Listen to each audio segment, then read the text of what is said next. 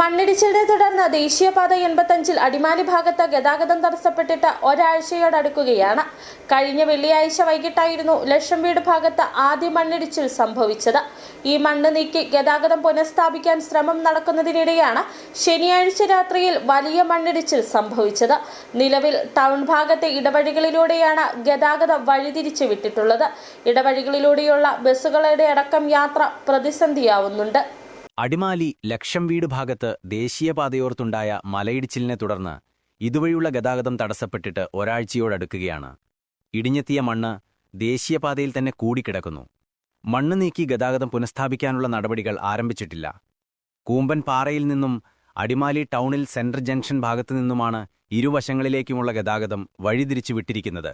പ്രദേശത്തെ ഇടവഴികളിലൂടെയാണ് നിലവിൽ വാഹനങ്ങൾ കടന്നുപോകുന്നത്. തങ്ങളുടെ പുനരധിവാസ കാര്യങ്ങളിൽ തീരുമാനമാകാതെ ഇടിഞ്ഞെത്തിയ മണ്ണ് നീക്കാൻ അനുവദിക്കില്ലെന്നാണ് പ്രദേശവാസികളുടെ നിലപാട്.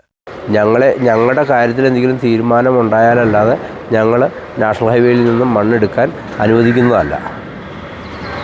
ഇതിന് എത്രയും പെട്ടെന്ന് സർക്കാരിൽ നിന്ന് ഒരു തീരുമാനം ഉണ്ടാകണമെന്ന്.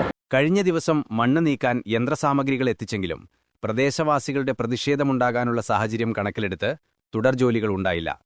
ഇടുങ്ങിയതും കയറ്റവും വളവും നിറഞ്ഞ വഴികളിലൂടെയാണ് ഗതാഗതം വഴിതിരിച്ചുവിട്ടിട്ടുള്ളത്. ചെറിയ അപകടങ്ങൾ ഇതിനോടകം പലതവണ ഇടവഴികളിൽ സംഭവിച്ചു കഴിഞ്ഞു. നിരന്തരം വലിയ വാഹനങ്ങൾ ഓടിയാൽ ഇടവഴികൾ വേഗത്തിൽ തകരാനും കാരണമാകും. ബസ്സടക്കം വലിയ വാഹനങ്ങൾ പ്രയാസപ്പെട്ടാണ് ചെറുവഴികളിലൂടെ കടന്നുപോകുന്നത്. ദുരിതബാധിതരുടെ ആവശ്യത്തിൽ പരിഹാരം കണ്ടെത്തി മണ്ണ് നീക്കി ദേശീയപാത തുറക്കാനുള്ള ജോലികൾ ആരംഭിക്കണമെന്നും ആവശ്യമുയരുന്നു. City Vision, Adimali.